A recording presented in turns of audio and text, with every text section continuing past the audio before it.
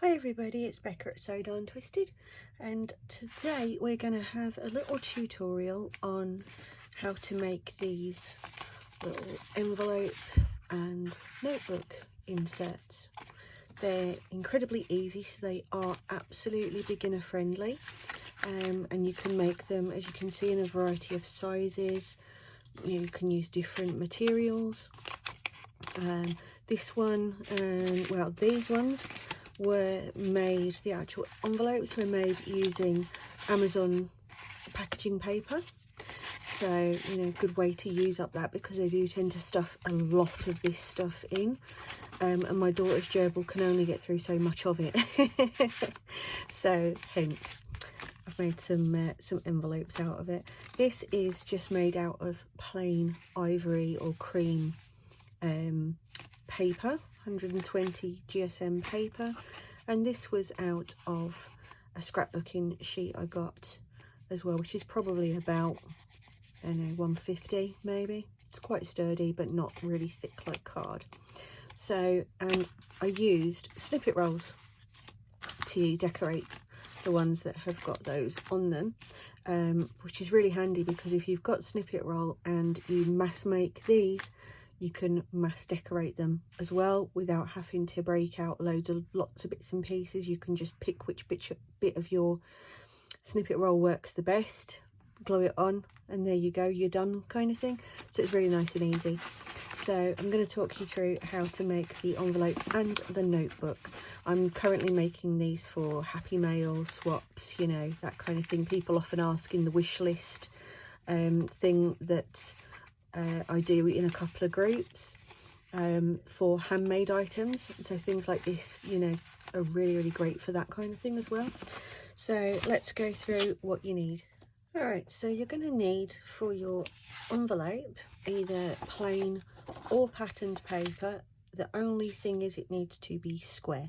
So if I've got A4 pieces, I tend to just make them be 21 centimetre square, which gives you the size that I was showing you earlier on. So that's a good size, but obviously you can then make them in incrementally any size you want. You're going to want some contrasting scrap paper. You can use music sheet, you can use just patterned scrapbook papers, something that you've stamped on that's just a contrasting colour to this. It doesn't matter. You're going to want your ink and ink dauber, your bone folding tool, optionally corner punch, but totally not necessary. Then either your snippet roll, which I really need to make some more snippet roll. That's what I'm left with out of the 3 meters of it that I made a while back. If you don't have ready-made snippet roll, just grab your scraps. This is all stuff that's waiting to be put onto a new snippet roll. So grab your snacks. Yes, grab your snacks as well. Grab your scraps and sentiments, buttons, like a focal point for your cluster if you don't have the snippet roll. And the other thing that I absolutely love to use, I use because I make my own tea bag using loose leaf tea that I like, on the rare occasion that I decide I want tea instead of coffee.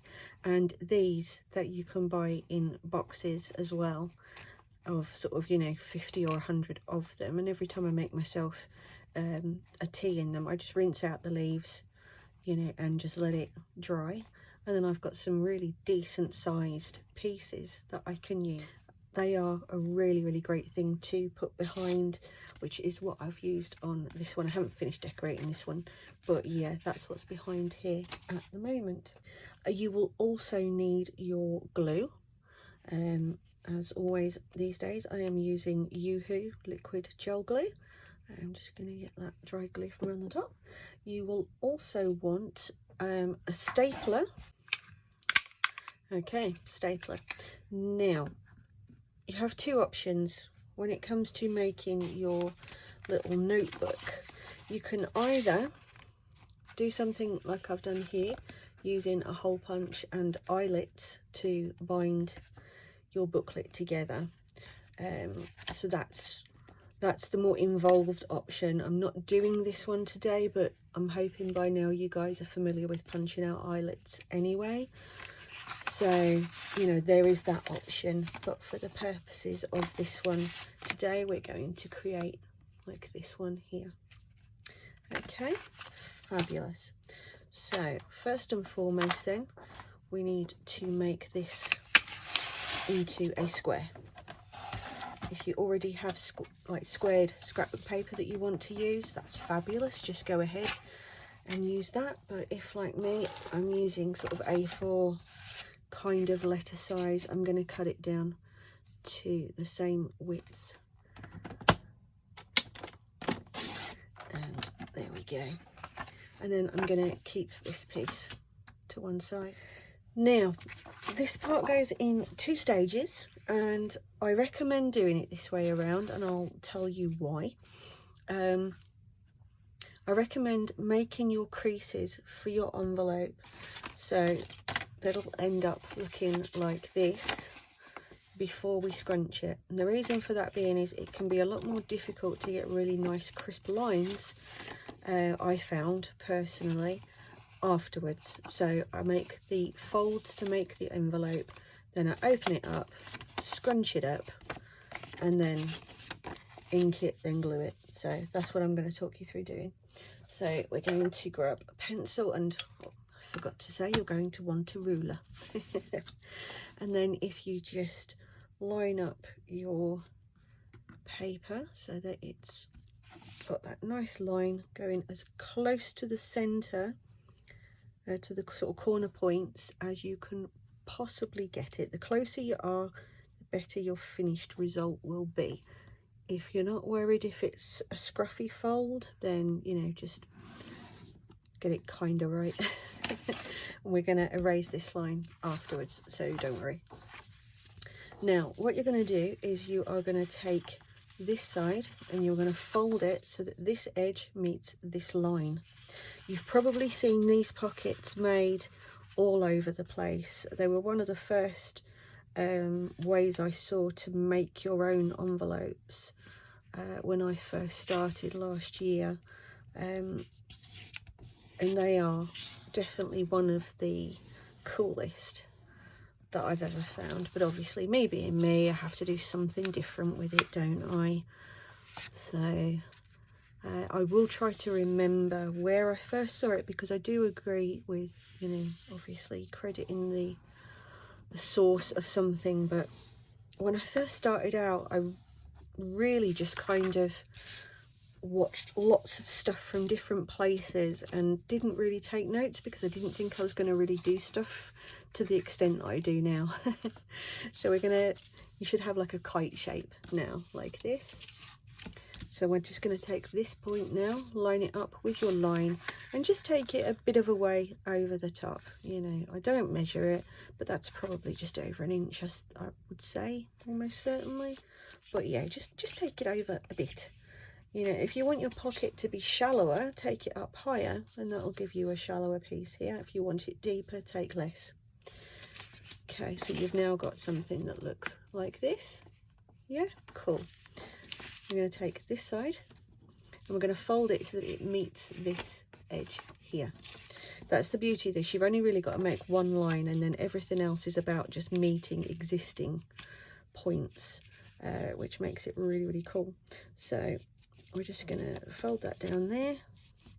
And at this point now, I'm going to start to bring in the bone folder, because I can just go along both of those at the same time then, which is kind of cool. So I'm going to do exactly the same and bring this corner of that line to meet this line. And we're just going to, I find just kind of pushing with my fingernail down the bottom corner helps to find that sort of corner point crease. If you don't have fingernails, don't worry, I don't usually either.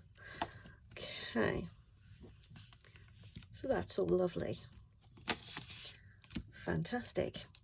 Now we're going to open up this side flap here. And what you're going to do is you're going to pull that piece towards you. So you're going to do that, and then you're going to fold that in like that. It's really, really simple. And again, just down the bottom, just kind of give it a bit of a push with your nail, or, you know, your bone folder or something if you don't have nails, just to keep that crease in there nicely. So again, we're going to do the same on the other side. So we're going to open that flap up. We're going to get behind that crease that was facing inwards, and we're going to push from the outside in. So we're pushing that piece down and behind. Okay, fabulous. So now that's what you should have. Okay, brilliant. So we're just gonna give that another good go over with the bone folder. Then if you just, I never bother to sort of mark this part really. I just kind of pinch the pieces behind, and then I just fold that over there just to create that there. And then when it's down, you can just give it a little push.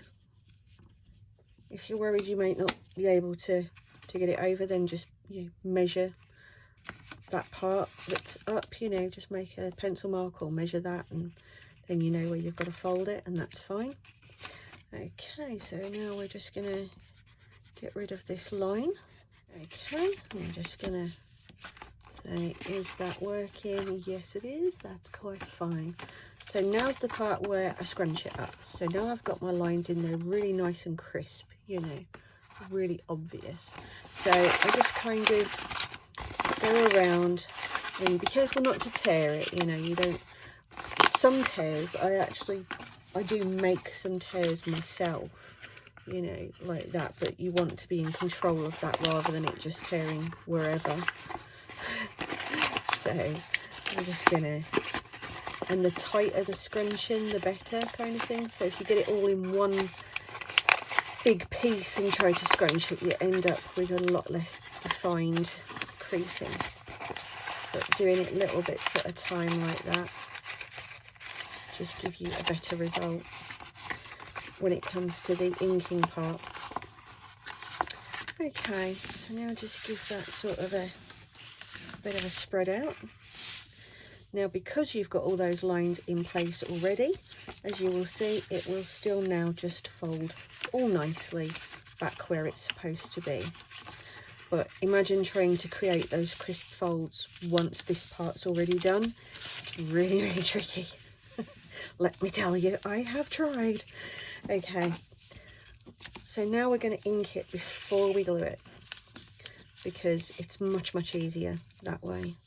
So what we're going to do here is, oh, I'm just knocking it everywhere. I'm going to grab the ink dauber.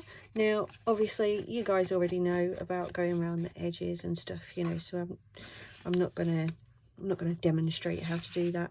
But to get the kind of textured effect, which is the reason that I crumple it, to get this effect, all you have to do is very lightly just hold your ink dauber and just kind of move in circular motions around where there's texture.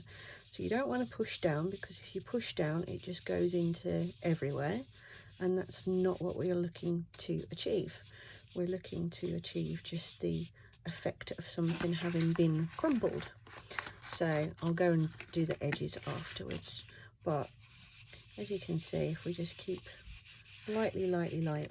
Now, to give you an idea, I mean, I'm talking really lightly. I'm putting no pressure behind that at all.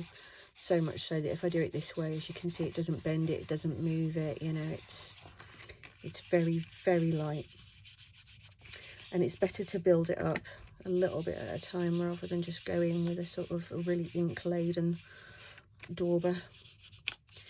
So once you have the outside bits textured, and I'll go back and refine that afterwards, but just to show you guys. So then you're going to have things like the inside of the flap that you're also going to want to have some texture on as well. So again, same thing. I could actually do just a little bit more scrunching there, and that's the beauty of it, is that you can do that if you need to, because you're not going to mess anything up by doing that. I'm just going to open that up, get some on the inside of there, and just So just brushy, brushy, brushy. Okay, you get the idea? So I'm sure you do by now. So you're just going to do that basically on any bits that are going to be visible. So I tend to do it on this bit here, you know, and sort of the edges, you know, the edges of here kind of thing. I say just basically anywhere that's going to be visible once it's glued in place. So I will come back to you once I have finished doing that. Alright, so as you can see, everything is inked now. So I'm just going to take this part now, give it a fold, and effectively you want this corner here to just overlap that corner there. So it's just coming over kind of like that. Okay? I sometimes wait until I've glued it to do this part, but it should be fine. This one's actually quite malleable. So I'm just going to check that side's not too far down. There we go. Now, if you find that it's a bit thick because the paper that you've used is a really heavy paper, you could actually iron it to flatten out the bulk of it now, but still keep the lines. The crease lines will stay from where you've inked them, so you can reduce that now if you wanted to, just by putting it into your heat press on a low heat setting, or just getting your iron on a low setting and just rubbing it over. So, but if like me you're quite happy with them being chunky and robust because it just feels more rustic that way. Now comes the gluey part. So what I'm going to do here is I'm just going to grab my my Yoo-hoo, and I'm just going to give that, you know, like I always say, you don't need too much glue. I stand by this. Okay, so we're just going to fold that, tuck that little bit back behind again, so that's now on the inside, and just give that a little push down. So that's all nice and glued together now. Now you can, some of these I have actually glued shut on the sides because they are quite big and baggy enough anyway. So you can by all means now, if you just wanted to glue that section down, so that section was tight and this one opened, you can do that, or you can glue both of them, or if you want it to really open up, you can glue none of them. You know, that's totally your call. But for this one, I'm just going to glue that one panel, so the rearmost panel, like so. So I don't know if you can see that, I'm just doing this one. Got the glue a little bit close to the edge there. So it's just that piece there that I put glue on, not this piece here. And then I'll just again give that a little push down. So there you go. So now you've got something that you can still open up nicely, but not quite as baggy. Totally personalised to your taste. Right, so we're done with the glue. We'll move that out of the way. We're done with those now, so we'll move those as well. So now it's decorating the front part. So as I say, I am working with snippets that I already have. And all I've been doing really is just kind of going along and going, which of the clusters do I prefer for that particular envelope. You know, I think I've already seen the one I want. I want that one.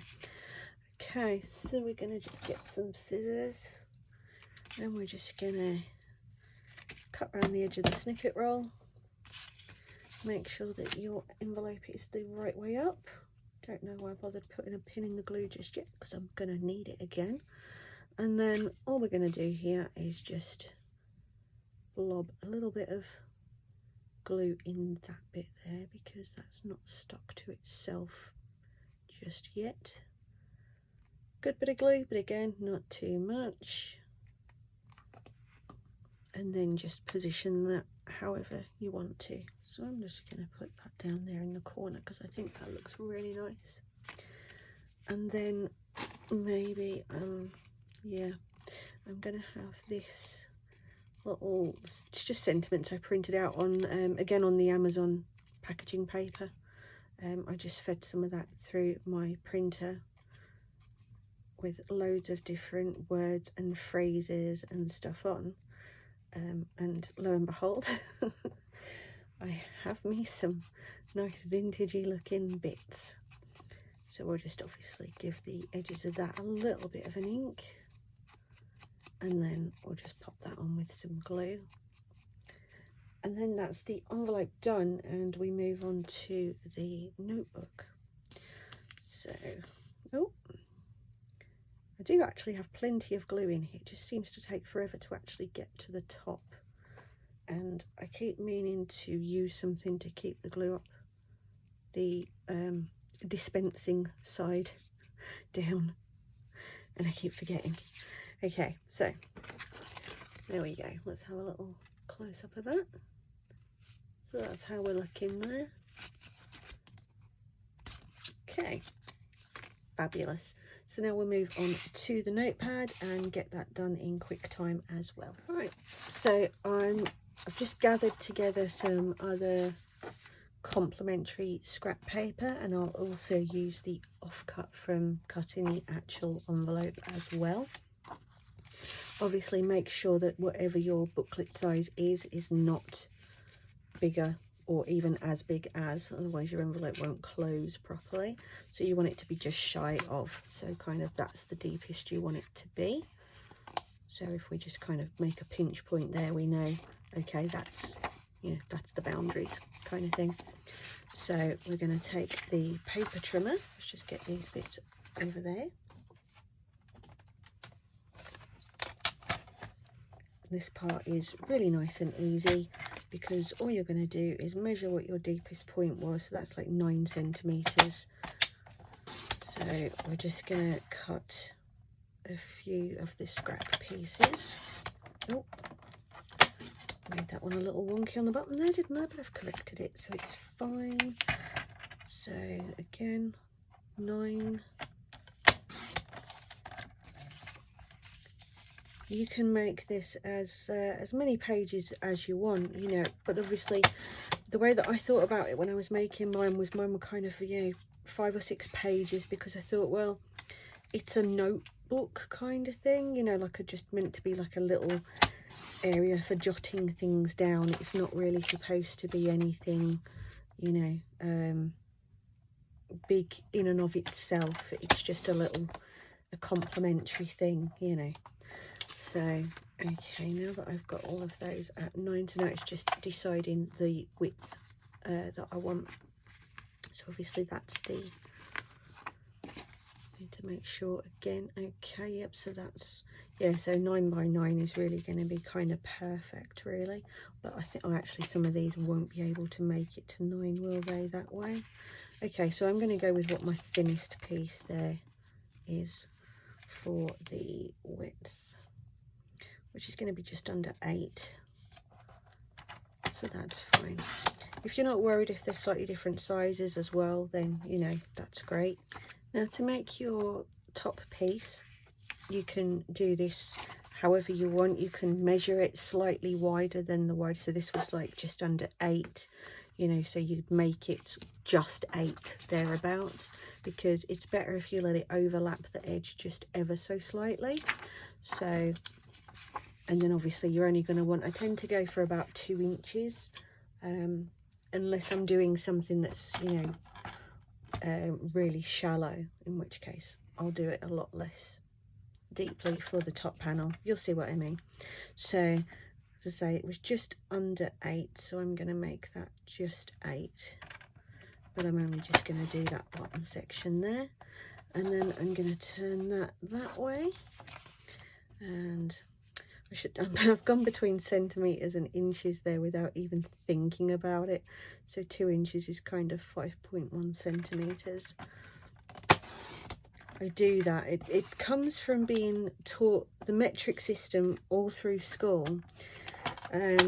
Sorry, the imperial system all through school. And then all of a sudden we have to use the metric system, and it throws me.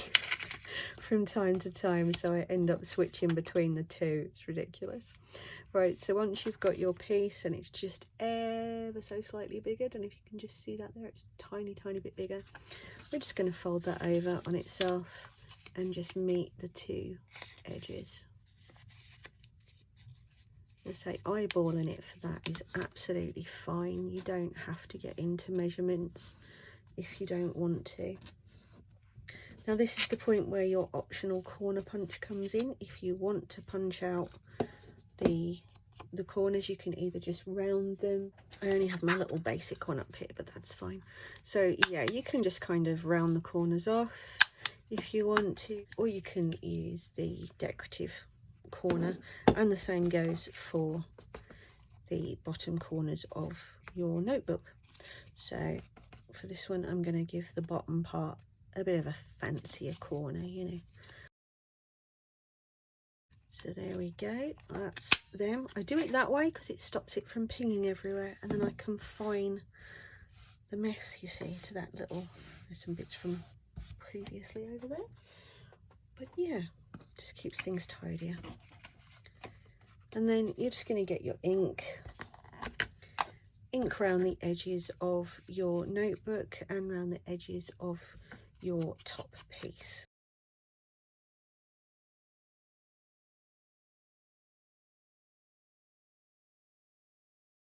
We're going to get those and we're going to tap it so that the bottom edges are lined up nicely, because the top edges, if there is a little bit of a, you know, disparity between the two, you can just you won't even see it, so it's fine.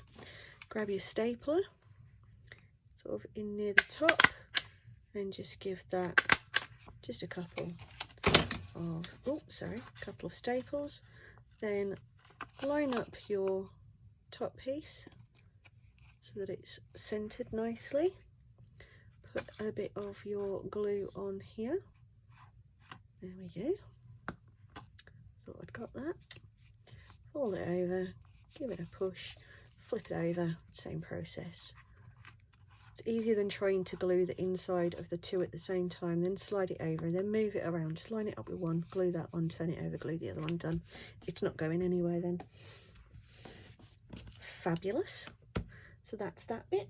And then we will delve into my box of trims and bits and pieces. I really like the one I used on the other one, so I'm going to use the same on this one. And I have to have a little box like that I keep downstairs with me, because the massive box of lace that I've got is just too big to have downstairs. But I do like to do stuff of an evening while we, you know, if we watch a movie or something.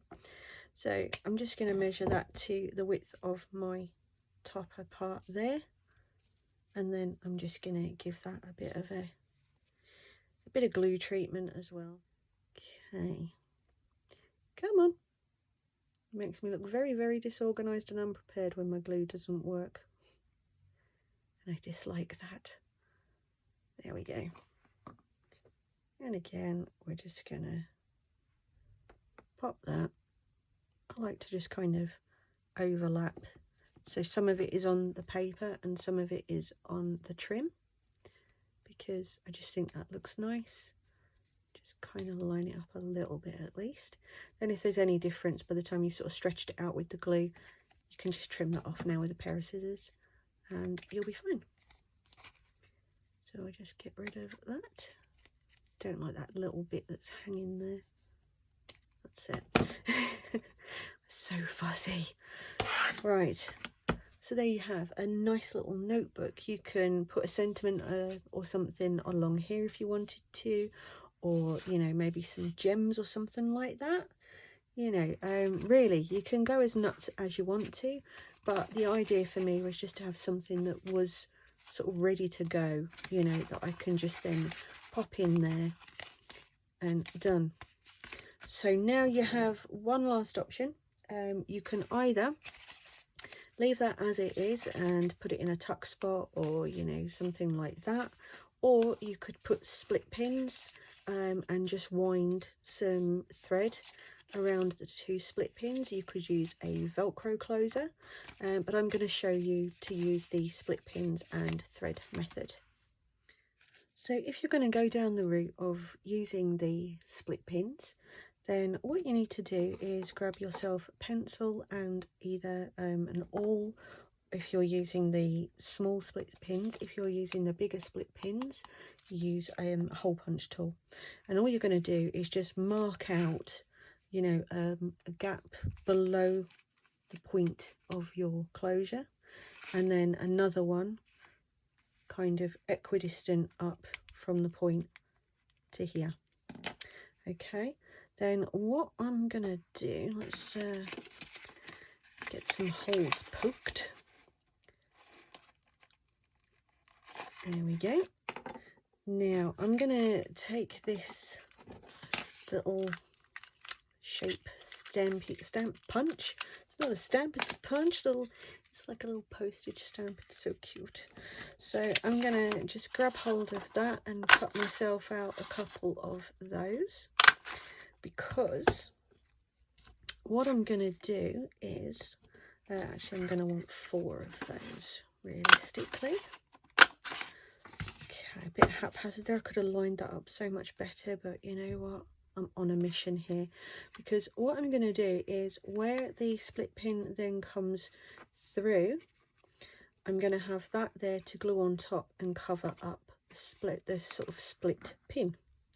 But I thought it might be nice to also have one on the closure, so I'm just going to give that a little, you know, just a little tiny bit with some ink, just to give it some definition against the edge of there. So I'm just gonna line that up. I should have done it both at the same time really, but this was kind of a, oh, I wonder if kind of situation. So I'm just going to put the awl back through the hole, the existing hole, so I know it's going through the right place. I'm going to get some ink on this one as well. We'll just give it some definition there. Then I'm going to line up one on the front. I'm not going to bother putting one on the inside because it, you know, you won't see it, so it doesn't matter. But the outside one, I will just go ahead and find that position. There we go. Oh, it was close. That'll do. Get a bit of ink on that one. Can you tell that sometimes I just go, oh, I bet the guys would like to know about this, and then I just decide to do it, and I haven't really thought about it, I'm just doing it. So what I'm going to do is I'm going to take the one here and I'm going to put the split pin through there. Then I'm going to take one of the ones that are not punched with a hole in. I'm going to open that up, give that a little, just a nice little extra bit there. Again, just because it's on the inside doesn't mean it doesn't count. Then we'll just grab the glue and put just a little smear, just enough to keep it in place, and we'll position it over the split pin like that. So we've got that one on the front, that one on the back. Then this front one obviously is only having one, so with a hole punched out of the middle of that one, I'm just going to pop that into that hole there, and I'm just going to split those pins open in there. Okay, there we go, that's done. Lovely. You might want to put just a little dab of glue behind there just to stop it from spinning round. Depends on whether or not you want to take your cotton under the piece of paper, or if you're going to just take it around the pin. I'm just going to take mine around the pin. So then we just need that little bit of thread. You don't need a massive amount, obviously. We're just going to give that a snip I'm going to just take it under there.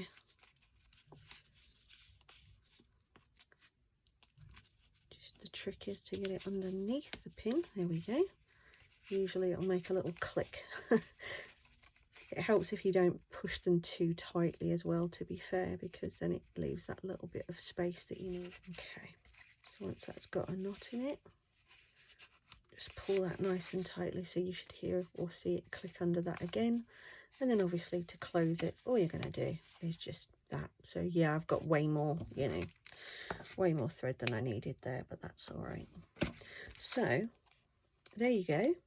You now have your little envelope with a little matching notebook to just sit inside there and to pop into your journal. Done. I hope, as always, that you have enjoyed following along with this. I hope that you're going to enjoy making your own.